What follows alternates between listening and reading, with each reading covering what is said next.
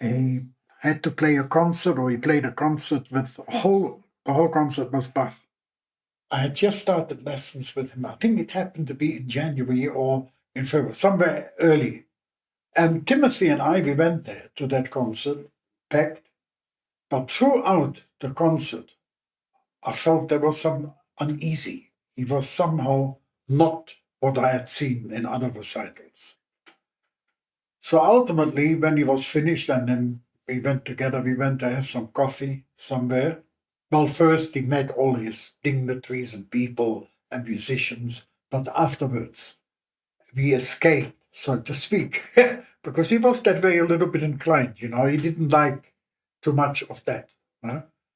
We went to have some coffee, and I just attacked it. I said, listen, Mr. Yepes, I still called him that. I said, Mr. Yepes, tell me whether I'm wrong, and I'm not trying to be forward or anything like that. But I had the feeling you were not happy when you were playing. He said, no, I wasn't happy.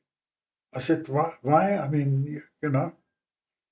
He said, you must understand there were many good musicians from Madrid, and I played Bach for them, but I only played half the Bach.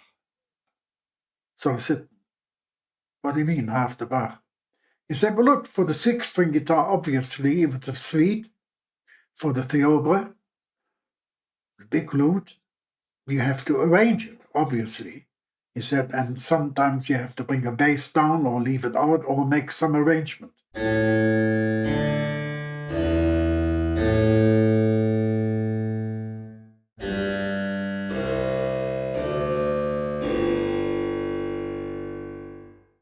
And I'm not happy about that, because I either had to omit things or change things to adapt to the six-string guitar. That was now before he thought of a 10-string guitar. But it must have been maybe something was already going on in his mind. Maybe just instinctive or something. He was not happy, and he admitted it, that he felt he didn't do justice to the music that Bach really wrote. That was very interesting, I think. Yo considero que la música efectivamente no está en las notas. Y tenía mucha razón Debussy cuando afirmó que la música no está en las notas, la música está entre las notas. Es decir, esto nos lleva a aquella famosa frase refiriéndose a la música de San Agustín, la frase de San Agustín que decía: el sonido es el cuerpo y el tiempo es el alma. Efectivamente, tenía mucha razón también San Agustín, porque el contenido musical, es decir, el alma de la música, no está en la misma nota, en las propias notas, sino el tiempo que pasa entre una nota y otra. Let me tell you, when I encountered the first time a 10-string guitar, he just had it. It's a very brief time I was in Madrid to study with him again, and there he was with that, I think it was a Ramírez, 10-string guitar. I'd never seen one. And the thing that he played for me, interestingly enough, was a pavane by Louis Milan. I'll never forget that. The moment I heard that sound, that sound reminded me of a cathedral, of a church, that sort of sound. I said, I must have this. There was no doubt in my mind. How can you doubt that? I need that instrument. That was the first time I heard it. And all he played for me then was a pavane. But it sounded so beautiful, so full. Huh? That's the first time.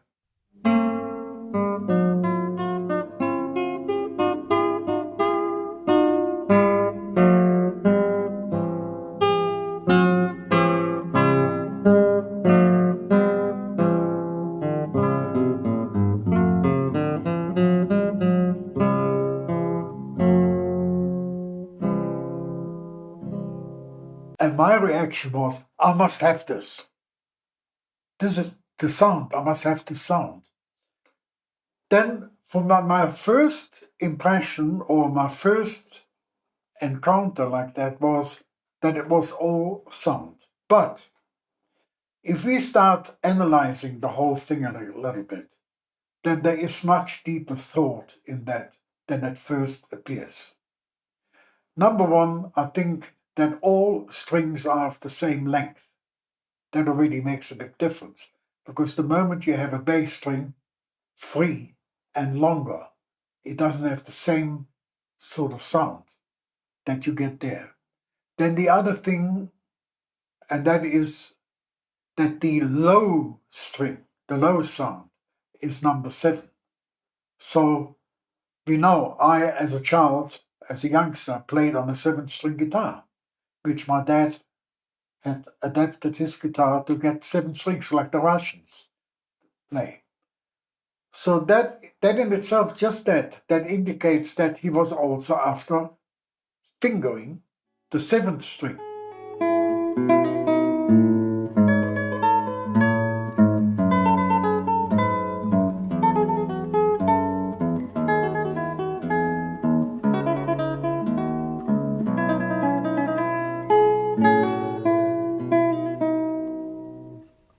Now he has a technique. I've seen him do anything. He does anything he wants to do, because you dare not say to him, "This is not possible." He'll make it possible. So I'm sure that thought must have been there as well. That's for me, just to have them all on the fingerboard. Just that. To me, the 10-string guitar with the Yepes tuning as a basis, because that was the idea. Remember that he was playing a concert somewhere and he found Ramírez and said to Ramírez, "Listen, stop all this fiddling around with strings inside, outside, this, that, and the other. I've thought up an idea, I've made a study. We can do this, that, and the other, the way the tuning." And that is very important, that people realize, number one, starting, that's the tuning. Because that's where you get the resonances that we are looking for. En la guitarra de 10 cuerdas, cualquier sonido que toque, de los 12 que forman la escala musical, tiene la misma resonancia. Si toco un fa, hay una cuerda que está en vibración. Toco un fa sostenido, hay otra cuerda que está en vibración. Siempre hay una cuerda. Remember, it's still not perfect. It's still, but it's not like that. It's more like that, okay?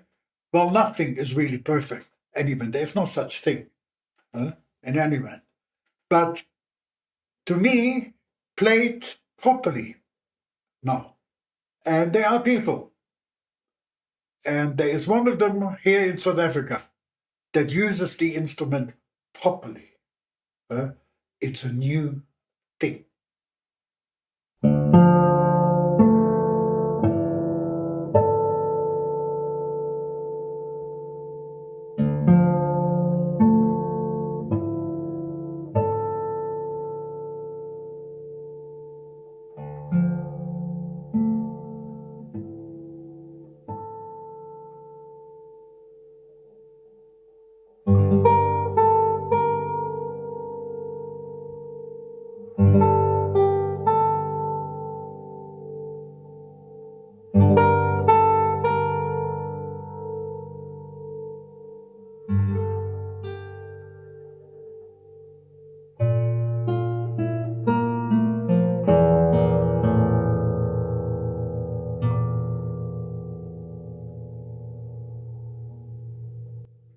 I cannot play a 6-string guitar anymore. I feel as if I'm on a broomstick.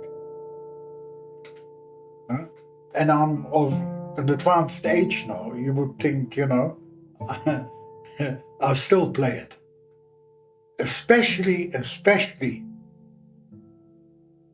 when you play slow music with the intent of sound. Not this acrobatic stuff. That you can use a banjo, but really music making, and you always discover the true musician in the slow music where you are totally exposed from note, chord, note to note. That's where the musician is. He is in between those notes. And therefore that, the 10-string guitar, is the answer.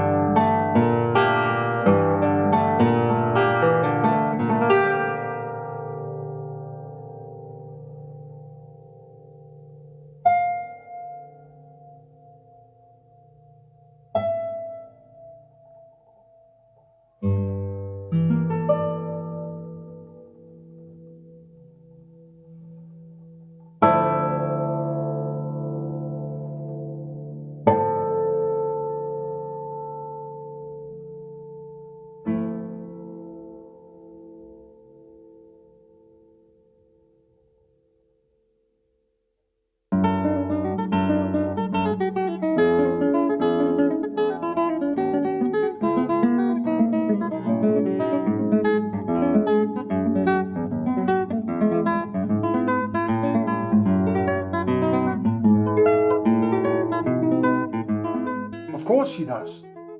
Extensively. The last time he was in Johannesburg in 1984, I saw him play some beautiful music, Scarlatti, Falconaren. He is all over the show with his right hand and the left hand. Some modern music, he uses the left hand as well.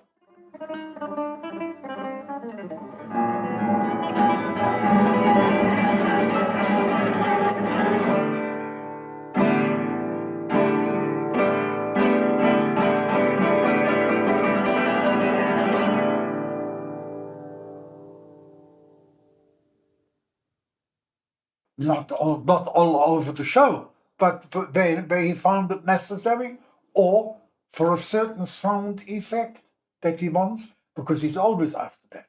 He's always after, what can I do? What's the intention of the composer here? What does he want to do?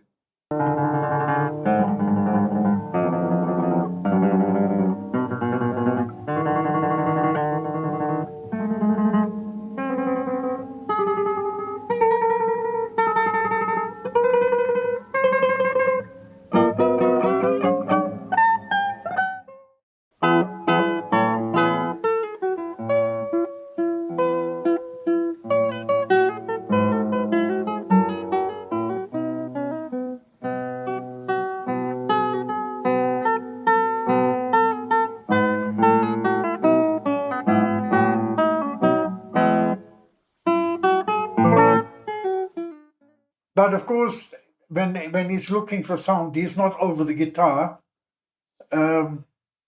like this all over the show. He doesn't do that. He gets a lot of his impressions of sound in the one spot, in the same spot. Comes from your hand, from your arm.